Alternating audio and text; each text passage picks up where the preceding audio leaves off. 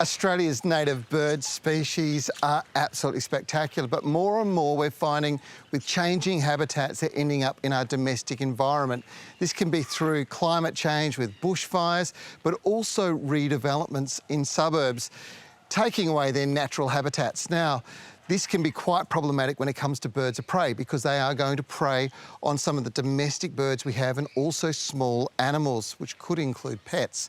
Through clever planting systems and deterrence, we can live in a coexistence with these beautiful animals. We just need to be smart about it.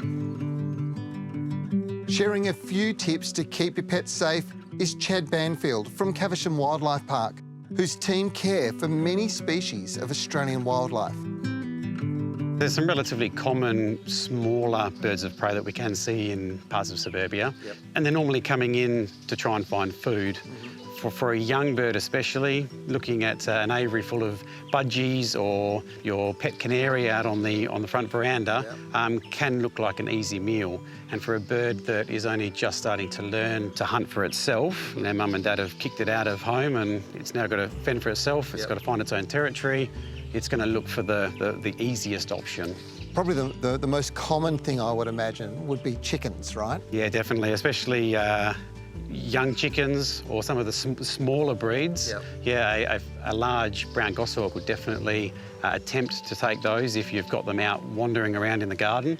And even something like a raven or a crow, if your hutch or coop has a large door on it, then they'll go in there and feast on the eggs and you'll have nothing for breakfast. They're coming in and they're looking for food, and those food sources are often rats, rodents generally. If we're out treating those rodents, if we're putting baits out, there's potential that we're actually poisoning some of these beautiful birds that are coming into our gardens for food, right? Yeah, that's right. So baiting's not always the option.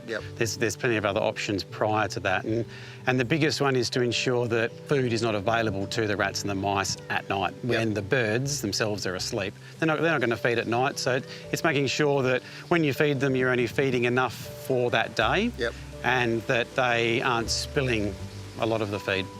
Placing species, shrubs and ground covers like grevilleas and bottlebrush that are local to the area that the local bird species will come and feed on then provides a natural food source for those birds of prey. So providing the right environment to bring those species in will then provide a food source for those birds that you may be finding a little bit difficult at home with your pet birds. Improving natural habitats and our knowledge of Australian native wildlife will support ongoing conservation of these beautiful creatures.